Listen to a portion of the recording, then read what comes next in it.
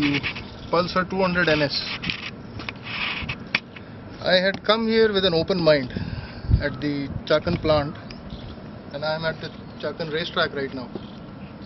I'd come with a very open mind about this bike.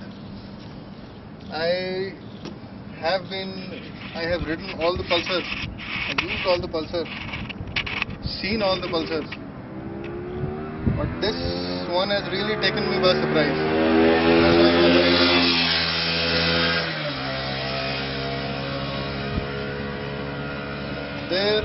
This is actually an evolutionary Pulsar, I'd say. In what I like to state as the most un-Pulsar-like Pulsar that I have come across. Alright, this looks fabulous, though it still carries identical design elements from all its older models. For example, the rake of the tank, the basic tail line, the footrest placement, it all carries forward, but it looks very different because of the detailing, the extreme detailing that you see here.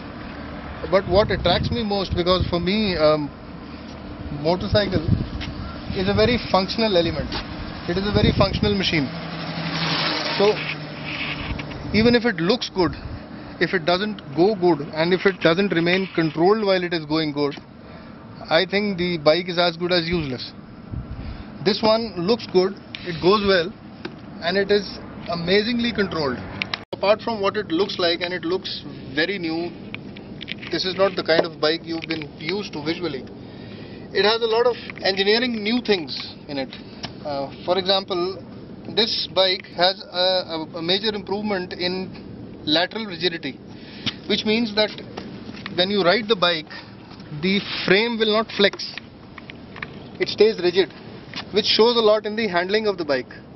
So the box section swing arm, which is wider and thicker, making it more rigid, the perimeter frame, and the way the engine has been mounted to the bike makes a huge difference to the way this bike handles.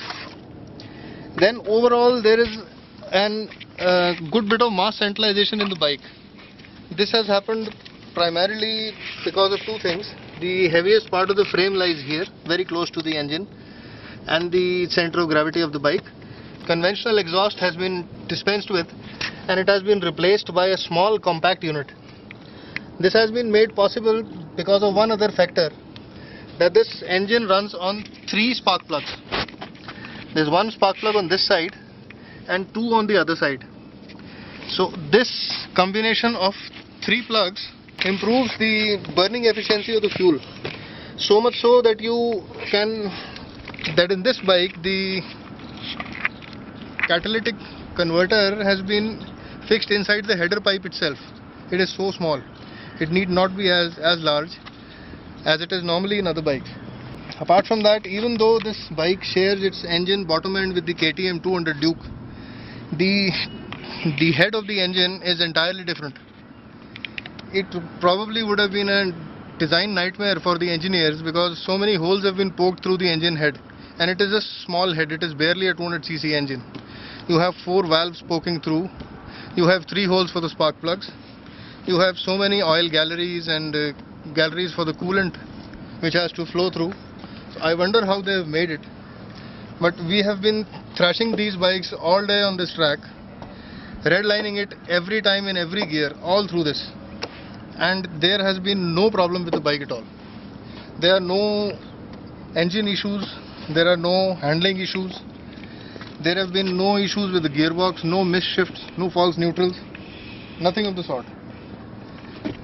There is another big area of improvement in this bike, which is the brakes. The brakes are sharper, and despite repeated hauling down from high speeds, we have not sensed any brake fade in either of the brakes, the rear and the front. The pedal discs look nice and they function well, and the bite is excellent. A lot of improvements. Of course, there's always a whole lot of possibility of improvement as yet. This demands a fuel injection system in place of the carburetor. This demands a good fairing, because at anywhere above 150, 120 kilometers an hour. This bike can do 135 indicated, by the way. The wind blast is a bit too much on the chest, and the rider has to sit upright necessarily because of the ergonomics. So given a fairing, given an FI, this could turn out to be an astounding performer. But even in this, guys, as a carved engine without a fairing, this is the most un-Pulsar-like Pulsar I've ever come across. This is the kind of a bike I'd love to own and ride anywhere at all.